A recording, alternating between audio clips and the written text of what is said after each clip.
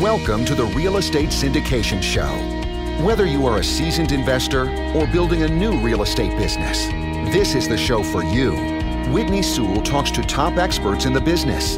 Our goal is to help you master real estate syndication. And now your host, Whitney Sewell. This is your daily real estate syndication show. I'm your host, Whitney Sewell. Today, our guest is Vahan Yepremyan. Thanks for being on the show, Vahan. Thanks for having me, Whitney. Appreciate it. Vahan is a business attorney, speaker, author, serial entrepreneur, and children's rights activist. His mission is to empower and support conscious entrepreneurs and ventures. He loves adventure travel. His last two were climbing Mount Kilimanjaro and living with the Bushmen of Hadza tribe in the wilderness for a week. I don't think I've had any guests on before that could say that, Vahan. I'm looking forward to hearing a little about that on the show. I'm sure the listeners are as well, and maybe some things that you learn from that and how that's helped you, since then. But give us a little more about who you are, where you're located, your focus, and let's jump in. Excellent. Thanks for having me again. I am located in Los Angeles. I'm a serial entrepreneur, as you mentioned. I have several ventures, including a film production and distribution company, real estate development company. My main business and venture is my law firm, where I represent ventures and entrepreneurs from early startup to pre-IPO. I'm very passionate about entrepreneurship. Especially given my background. I was born and grew up in former Soviet Union, a country where entrepreneurship was illegal. You basically get thrown in jail for being an entrepreneur or an entrepreneurial mindset. It was encouraged to don't think outside the box, follow the herd, don't question authority. The whole country basically worked for the government. And I moved to the United States when I was 17 as a refugee. And a lot of those beliefs and mindsets were set in me growing up, basically like North Korea on steroids. And I had to work on that, on my beliefs that I've formed from early childhood and the mindset. And I've discovered what we believe in and what our mindset is, how that determines both our actions and our results and our emotions and everything else. And so as I start focusing on that and seeing how that changed what I do and how I achieve it. So I've had the firm for about 22 years. I'm passionate about entrepreneurship because I think most of the biggest problems in the world and challenges will be solved by entrepreneurs. It won't be the politicians. It won't be the governments. They're more vested in status quo, in preserving what they have. I think it's conscious entrepreneurs who are not only motivated by bottom line, but making a difference. They're innovative. They think outside the box. They're resourceful. Whether it's the environmental issues, whether it's certain health issues, I think I put my money on entrepreneurs. And so that's where I put my focus and attention is supporting and empowering them, whether it's through legal representation or business consulting or speaking and sharing whatever I've learned and my lessons, I don't come from a place where I've figured everything out and I everything. We're all going through this, especially in these times, interesting times. We're all trying to figure out as we go. This is a new uncharted territory, and we're dealing with, it's not just one crisis. We've got the coronavirus pandemic, and then the economic downturn that's already started and will surely follow and will take a while for us to recover from. And it's affecting probably, I would say, 95% of the businesses, whether it's directly or indirectly. How do we do in this situation? What do we focus on and where is our mindset? And so I really believe, besides legal education, I also have a business degree, and going to business school, they teach you a lot about all the external stuff, how to put together a business plan, how to raise funds, how to do PR or branding or scaling. They don't really focus on the entrepreneur, the person who's actually doing all these things and making all these decisions.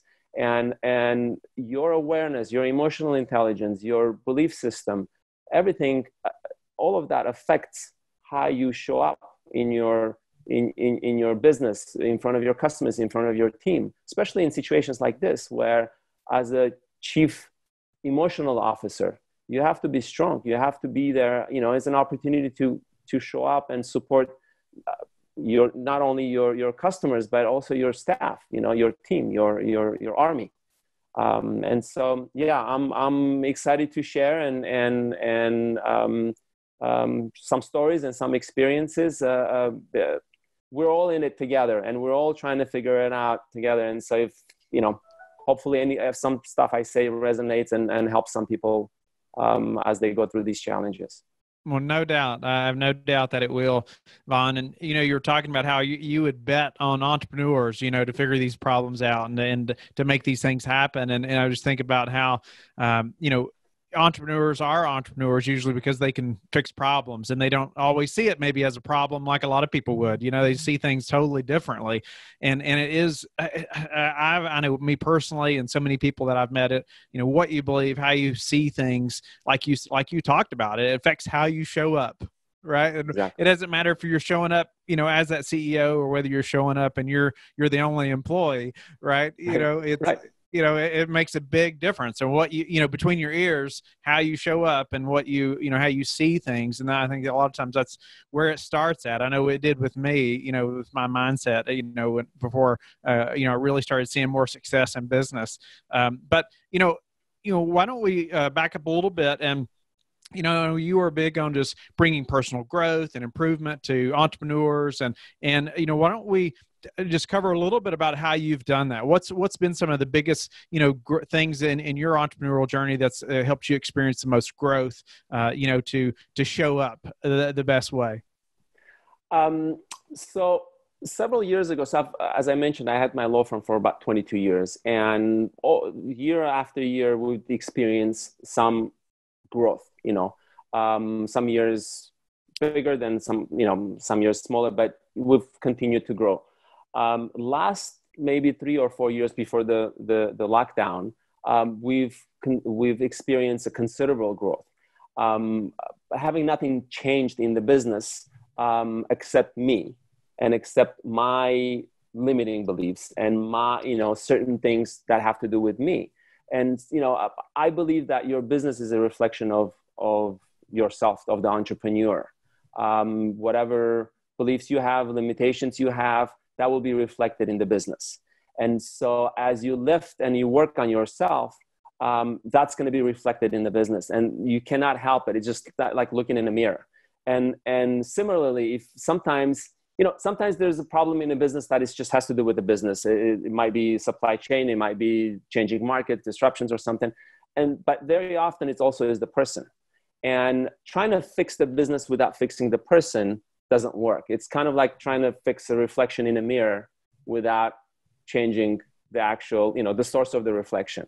And so as I start really diving into personal growth and really looking at, some of the beliefs I held and diving into mindset and how do we interpret things and the words we use and thoughts we entertain in our head. We all have these little negative self-talks and stuff, and we need to be aware of that. And so as you start paying more attention to that, your realm of possibilities expand. Getting rid of limiting beliefs doesn't necessarily make you an exceptional entrepreneur, but it'll give you a better chance of becoming one, because you're not limiting yourself. You don't have that luggage that you're carrying yourself, whether it's fear of failure, which paralyzes you, whether it's lack of trust in others, which results in you not delegating enough, and then that results in not being able to scale your business. Things where beliefs we entertain where making money is not easy. You have to struggle and you have to sacrifice. And so if you believe that the only way for you to make money is that you have to suffer, struggle, and sacrifice, you will find a way to do those three things so you can make money. Okay. And I've seen it in my clients, because as I start seeing my businesses change and really take off, I started applying this with my business clients. And I had a client who had one of these beliefs that money doesn't grow on trees, and there is no free lunch, and all this stuff. And he had this amazing intellectual property that he had invested time and energy in developing, and he was running his own business for over 10 years. A group approached him to license the IP and take it overseas. And his reaction was, what do you mean? They're just going to write a check and just give it to me? That just doesn't, people don't just give you money. There's no free lunch. And I'm trying to explain to him, this is not free lunch. This is your tears and sweat and blood and sacrifice for 10 years. You built this. Yes, this is the end. You know, they're the ones who are getting something for nothing, for free. Not free, but you know, the easier way of just writing a check. They don't have to put in the 10 years of what you've done. Anyways, it was a struggle going back and forth, because for him, in his realm of possibilities based on his beliefs, that was not something that happened. And we almost lost the investors, because they not investors, the people who wanted to license the IP, and they wouldn't understand the issues. Like, what's going on? Is it, do you need more money? Like, we're working on it. And eventually at the end, what I did is I asked the guys to give us the actual check that he would be cashing in, because there's an upfront payment for licensing and then ongoing monthly payments moving forward. And it was a pretty nice chunk of change upfront. And I had to sign something that we will not deposit it or cash it until all the documents are signed. So I take the check and I pass it on to the client. It was Friday afternoon. He comes to my office and I said, look, keep it, hold on to it until Monday. Bring it back if you don't want to do the deal, or come back and sign the paperwork and take the check and deposit. It's like, just keep it. Let's talk over the, I'm like, no, take the check with you. I wanted him to sit with his check and really process it, say, you know, this could be his. You know, he calls me Saturday. He goes, are you working tomorrow? I go, no, tomorrow's Sunday. He goes, okay, I'll be there first thing Monday morning. I want to do this. He signed the deal. He got the money. 2.5, I want to say this is 3 years ago. He's in about 4 or 5 countries now, in dozen cities. He makes more money from the licensing deals than from his business. He has more free time. He had some health issues because he was just working so hard in his business, because one of his beliefs was you have to sacrifice, and he hadn't taken vacations for years. Now he's considering selling that business because he just doesn't, you know, the ROI doesn't make sense anymore because he's making so much money from the licensing. Right. And you look at that and someone's reality completely changing just based on changing a certain belief or set of beliefs. And this is what, you know, your mindset and your beliefs can do. Keep you holding on to certain things that don't serve you or you know, adopt. You know, what I've learned is, you know, we get to choose the meaning of things that happen around us. And it's a very empowering thought. You know, you have a choice of, you could be a victim, you know, especially in this crisis. It's very easy to sit there, especially since everyone's going through this, and say, poor me, I built this business. Now just through no fault of my own, it's shut down and I don't know what's going to happen. You know, my life's ruined, my credit's ruined, my business is ruined, everything's ruined, poor me. Or you can look at it as, what are the opportunities out there? Yes, this is going to be tough. And I'm not underplaying the difficulty that everyone's going through. Whether you own a business or whether you work for a business as an employee, this is tough times. But we also have to keep in mind that more than half, I think about 65% of Fortune 500 businesses were created during depression or recession. Disney, Chevron, IBM, FedEx, Whole Foods, Apple, Microsoft, they were all created during those times. Let's look at just the last recession, that it's still so fresh and so traumatic in a lot of people's minds. And it was very difficult times. And I'm going to go through the list of companies that were created during this crisis, just to appreciate the level of opportunities that present to us in these challenging times. WhatsApp in 2009, It was sold to Facebook in 2014 for $19 billion. 19 Venmo was created in 2009, sold in 2013 for 26 million. Groupon, created in 2008. Instagram, 2010. Facebook purchased it for $1 billion. Uber, valued at 47 billion. Pinterest, Slack, Square.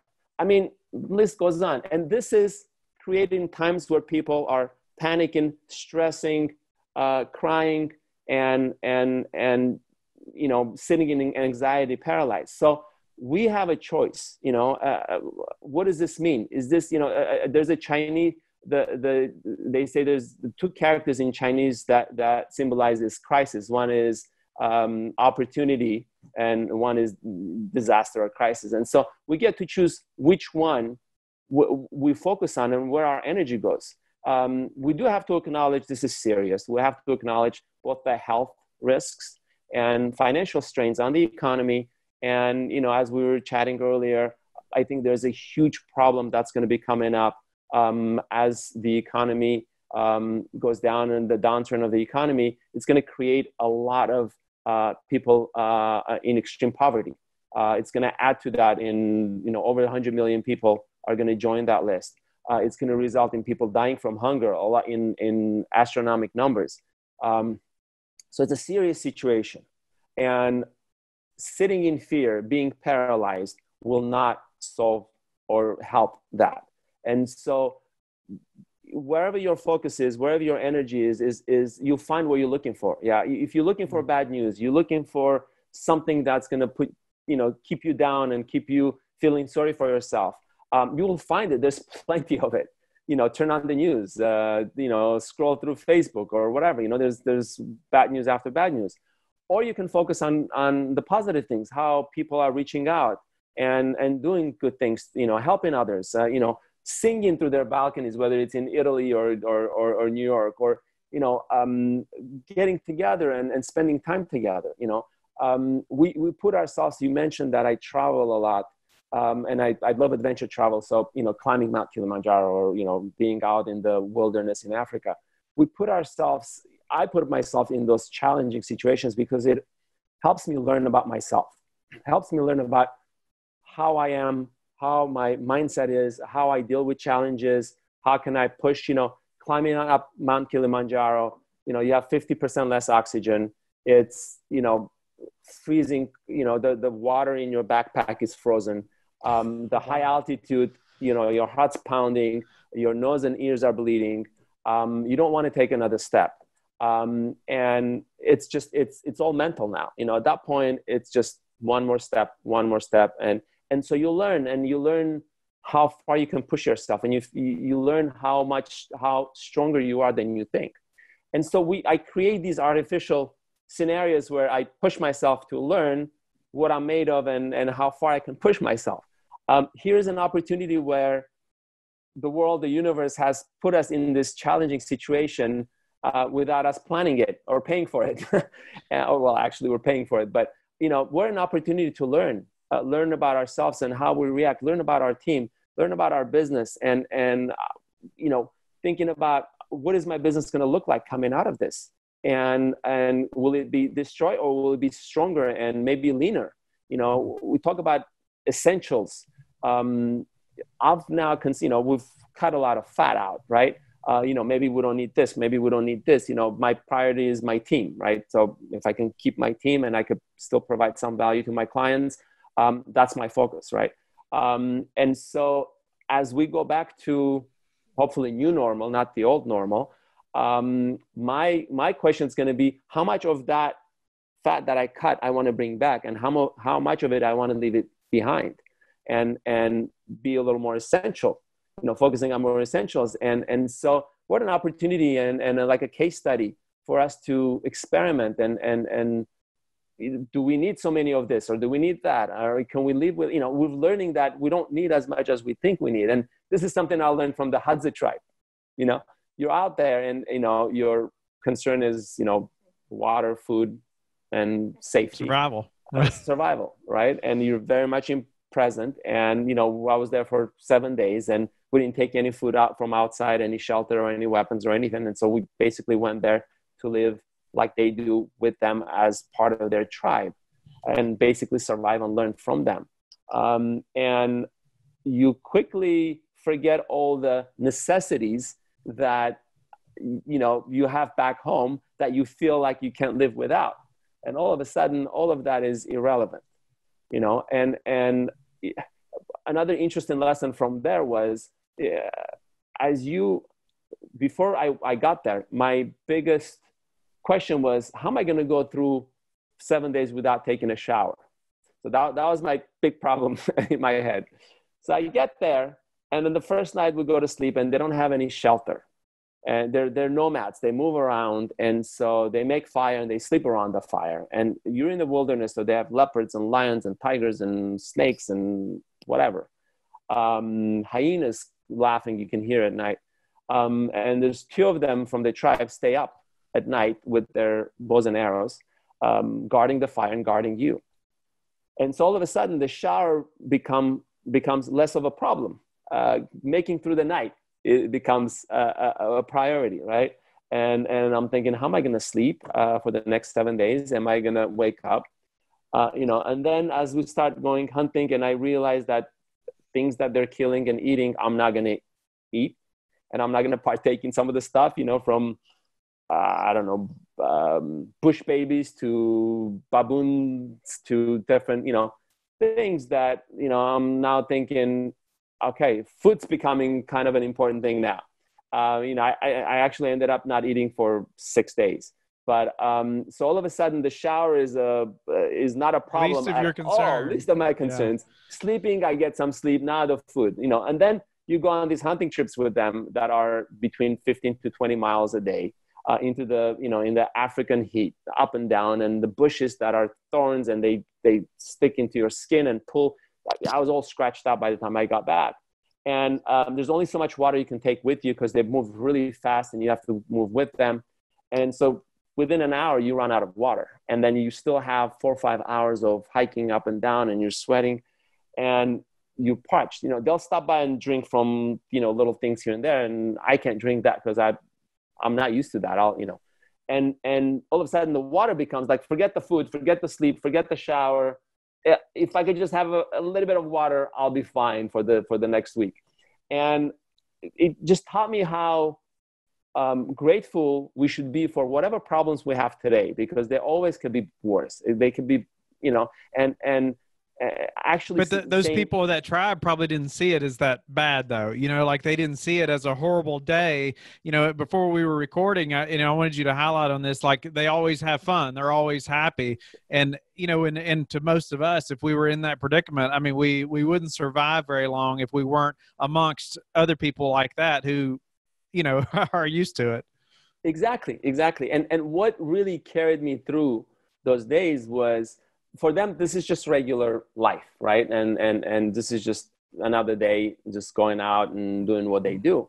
Obviously, they're used to it, and they've been doing it for generations. They live, the Hadzabe tribe lives like they used to live thousands of years ago. They make fire with sticks. They speak in cliques. And so their life has not changed for several thousands of years. And so they're used to it, and they're built for it, and they know what to do and how to survive. We don't. But what really helped me get through those is just being around their energy and being around the joy that is kind of an overarching theme of everything they do. You know, we schedule fun and joyful time in between our work and you know, errands to run and do this, and then, oh, I'm gonna have fun here, and I'm gonna go out and have fun, or I'm gonna stay in and connect with family. Connection and fun and joy is not something they kind of schedule in between hunting and between, you know, making fire. It's they have fun and connect while they're doing this stuff. And just being around that, and it was such a lesson of why don't we have that? Why don't we bring in more joy and fun in everything we do? You know, kids running around and playing with things like rocks, like they're like the latest toy. right? And they can play for hours with this rock they found because it's got a little shine on it, and have so much fun. And so one of the lessons I brought in is to bring in more joy and fun in everything we do. Not say, okay, I got to do this and then I'm going to go have fun. No, as before the travel ban or restrictions, sometimes you get asked, what are you traveling for? Is it business or pleasure? And it seems like we're distinctly separating those two. And as an entrepreneur, your business should be a pleasure, and pleasure should be business. It should be approached as business as well, where you intentionally plan and say, look, I'm going to have fun, whether it's with your team, whether it's with your clients, whether it's your brand, being a little playful, being a little, especially in these difficult times, we all can use a little bit of that. So yeah, I mean, so many lessons there. Earlier in the conversation, you talked about, you highlighted, and I made some notes of this because I thought it was a great quote, but you said trying to fix the business without fixing the person doesn't work. And then you also mentioned that, like, your business, you experienced a lot of growth recently, and you were the one that had to change. Yes. And so, now that we've talked about, like, and, numerous experiences now that you've had, and especially being with that tribe and different places you've been, what was it in you specifically that had to change, for this growth, this most recent growth that you've experienced in your business? One, I think, was radical responsibility, knowing that everything that happens to you, to your business, it's as an owner of the business, it's my responsibility. Not pointing fingers, not being a victim of, oh, it's the market, it's the things are changing, it's the new times, it's this person, it's this employee, or it's this competitor. No, it's you taking responsibility, and not in a way where you're blaming yourself, but it's just the first step of empowering yourself, of saying, look, this is my business. I get to decide what the circumstances mean and where the opportunities are. And so your business is not doing good. It's not trying to look for somebody to blame, but say, hey, how can we fix it? And is that have anything to do with me, or how I show up in the business, or how I think, or how I hold myself back or hold my team back, right? And so I think taking responsibility for your business and not having that kind of victim mentality of, it's the business is not the same as it used to be. Things are changing. Things are different now. Millennials, or the economy, or the technology is changing. Yeah, it is. And it's disrupting stuff. But, for example, distribution company, that film distribution company that we have, back in the day, for me to distribute a film, it would have to be the roll of film that cost $25,000 each. So for me to do a theatrical release across 100 theaters would be prohibitively expensive for me. Nowadays, because of the technology, it's a Blu-ray DVD that costs me a couple of dollars. Like within $5 to $10 shipping, I don't even want it back. The theaters just break, just destroy it. And all of a sudden, I'm a player in the game where 10 years ago I wouldn't have been, or 15 years. And so as much as technology is disrupting things, it's also creating opportunities. So I think taking also charge of, where is your focus? What are you looking at? Are you looking at the problem, or are you looking at the solution? Are you looking at the opportunity, or are you looking what's wrong? Right? Was there something that you were studying, or something that happened, or anything that kind of helped you through that, helped you to change your focus or take that responsibility like you're talking about? So I went, yes. I was married, and I have an 8-year-old beautiful daughter, and nice house and businesses and everything else. And at some point, my ex-wife and I decided to separate, amicable separation, and we're friends and everything's fine. But I saw my world change very quickly from having kind of that picturesque life to where now, I find myself, as a single dad, sold the house, and things started changing. And so I wanted to look at myself and see, is it something that I'm causing? Well, again, responsibility. What am I responsible for? Why is this happening? And what did I do? And so learning about myself. And initially, the goal wasn't business oriented, where I need to grow my business, so I'm going to do some personal growth. It was just, I really need to understand who I am, what my values are, what success means to me. I found myself at a place at some point where, on paper, everything's great and I'm successful, but I didn't feel successful. And I kept chasing certain recognition, certain things, but didn't get to a place where I feel I'm successful. And so I had to sit down, and was part of the process of, why don't I feel successful? And examining, what does success mean to me? And I realized that what I had taken as success was a borrowed definition of success from culture, from movies, from books, from society, from whatever, right? And so that wasn't my definition. It was borrowed, and I was trying to chase that, and because it was not aligned with my values, I wasn't feeling it. And so I sat down and started writing, making a list of things that make me feel successful. Spending time with my daughter, quality time with my daughter makes me successful. Adventure, travel, and doing photography and doing some art stuff makes me feel successful. Charity makes me feel successful.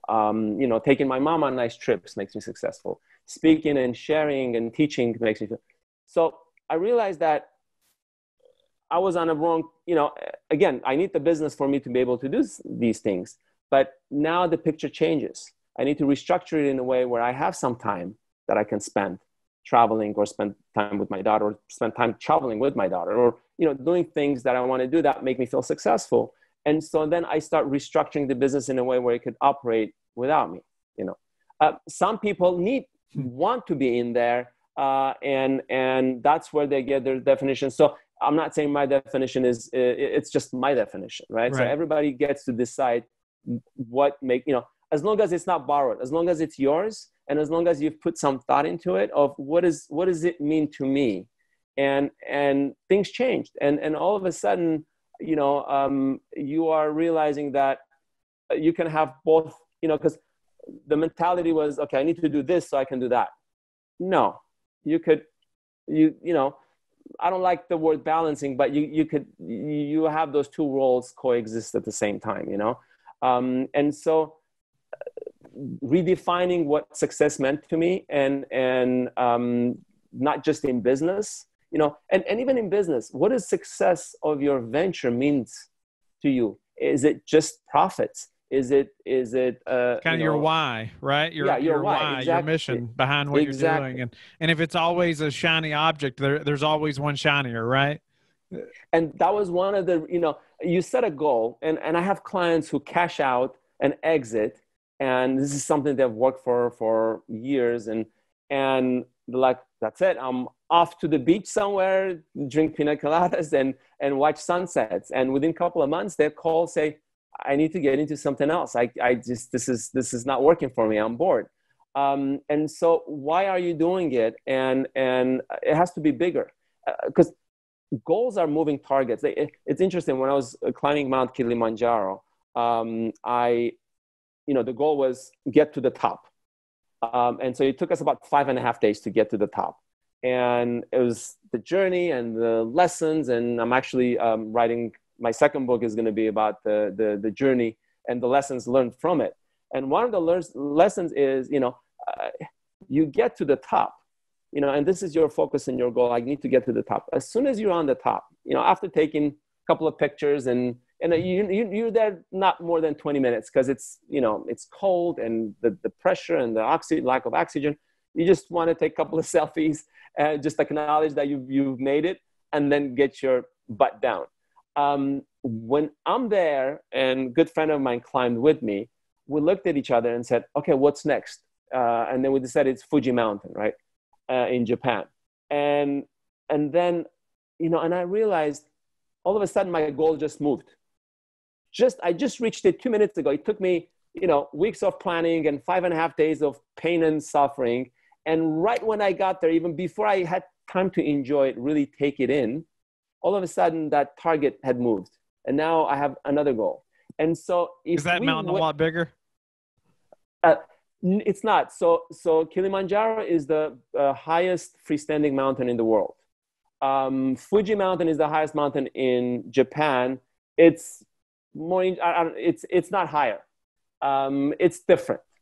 Okay. And so for me, it was interesting because I realized that as we say, and it sounds cliche, but it's about the journey. It's about those 5.5 days of what I've learned about myself, about my friendship, and looking at life and looking at what drives me. And it's not about just reaching the top. Even if I didn't reach the top, I would have all those lessons.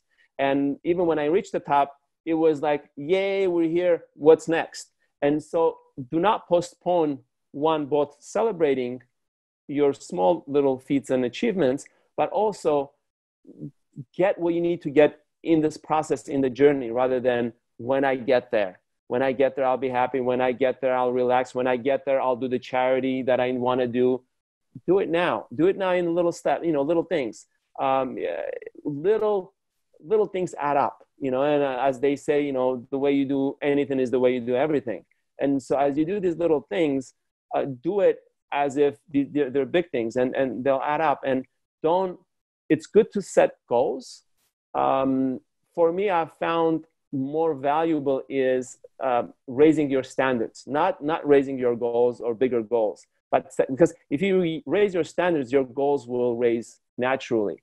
And so looking at not, I want to make that much money, I want to make that much money, like who am I, what kind of a person am I, and what kind of stuff that person does out there, right? And so that's a great segue into, like one of our last questions I always like to ask the guests on the show is, how you like to give back.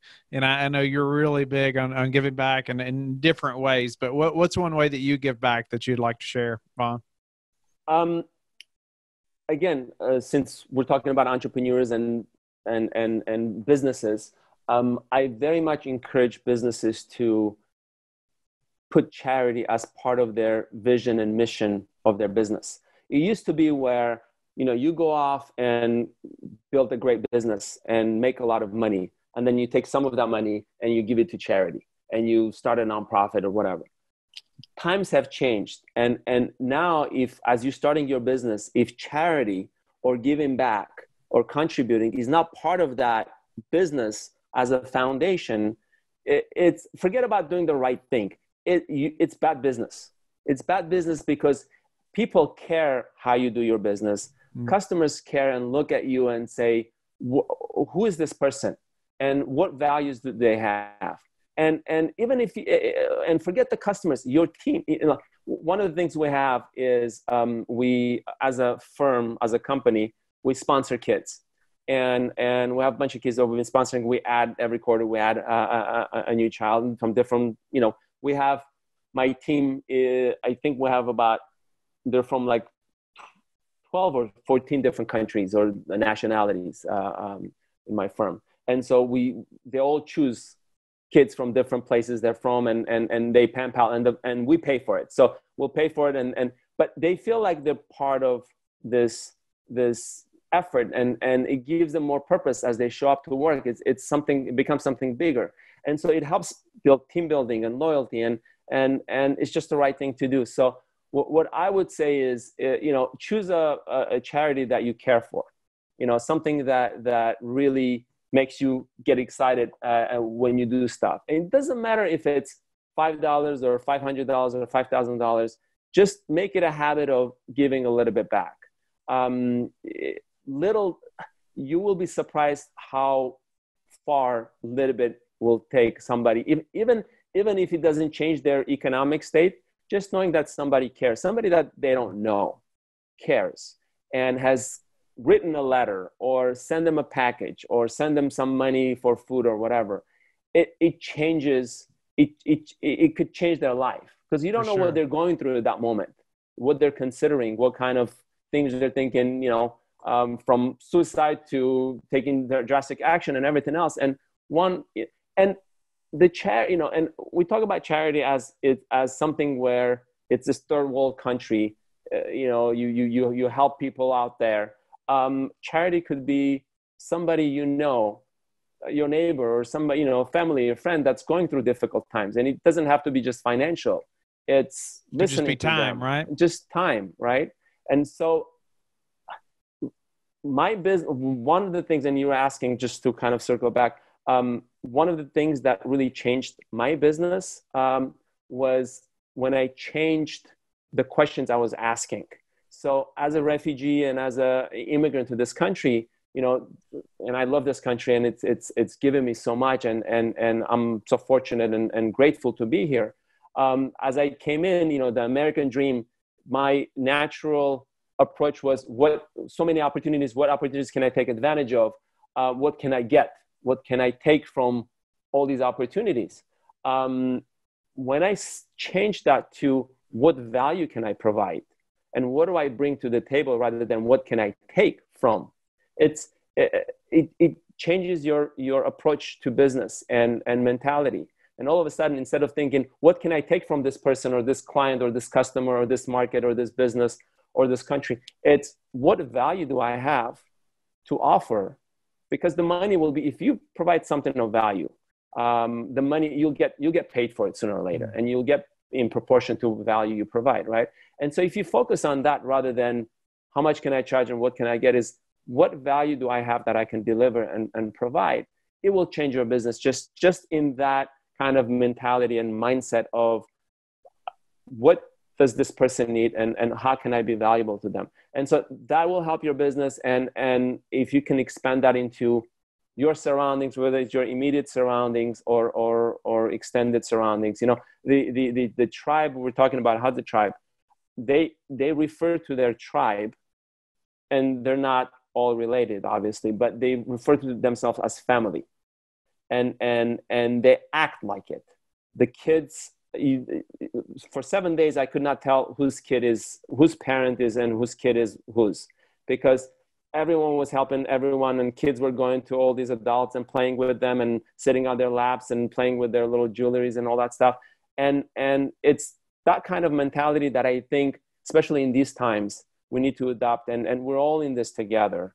And it's an opportunity to kind of just take a look at ourselves and kind of, from going bigger units to kind of just isolating is just about me and just my immediate family to, we're all in it together, and how something that originated in China can affect all the families all around the world. And I think it would help all of us if we go spend a week with the Bushmen of Hadza, I think so. It would change our perspective about lots of things, no doubt about it. Well, Vahan, I'm grateful for your time, grateful for you just sharing, and I just love, talking about just entrepreneur, mindset and things like that, because it's so important. And, when I started changing my mindset is when, like I said, my business started to take different levels, and just understanding the importance of that, where my focus is, and something I talk to my 5 and 7 year old about, or try to, just thinking through those things, what are we focused on? But Vahan, how can people get in touch with you and learn more about you? I am on Instagram, Vahan Yepremyan. My website is vylawfirm.com. I have a book coming out that I co-wrote with Shelley Lefko of Lefko Institute called Self-Made: The Surprising Solution to Success When You Have Tried Everything. And we talk about basically limiting beliefs and mindset and entrepreneurship, basically bringing those two worlds together. Should be out in a couple of months. And I'm happy to share and contribute in any way I can. Thank you for listening to the Real Estate Syndication Show, brought to you by LifeBridge Capital. LifeBridge Capital works with investors nationwide to invest in real estate, while also donating 50% of its profits to assist parents who are committing to adoption. LifeBridge Capital, making a difference, one investor and one child at a time. Connect online at www.lifebridgecapital.com for free material and videos to further your success.